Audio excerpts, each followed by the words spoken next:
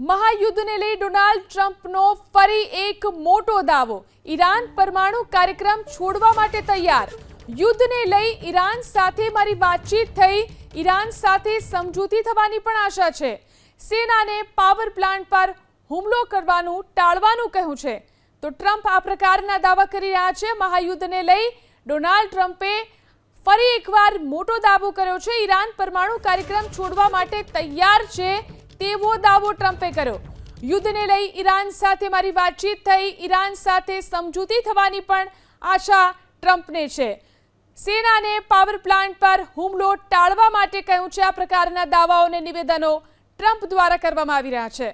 તો મોટા સમાચાર આ યુદ્ધને લઈને જે રીતે ટ્રમ્પના દાવાઓ સામે આવી રહ્યા છે, મહાયુદ્ધને લઈને ફરી એકવાર ડોનાલ્ડ ટ્રમ્પનો મોટો દાવો, જેમાં ઈરાન પરમાણુ કાર્યક્રમ છોડવા માટે તૈયાર છે। આ પ્રકારનો દાવો ટ્રમ્પ કરી રહ્યા છે।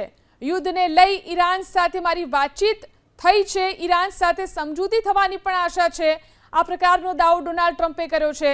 સેનાને પાવર પ્લાન્ટ પર હુમલો ટાળવાનું કહ્યું છે તેવો પણ દાવો ડોનાલ્ડ ટ્રમ્પે કર્યો।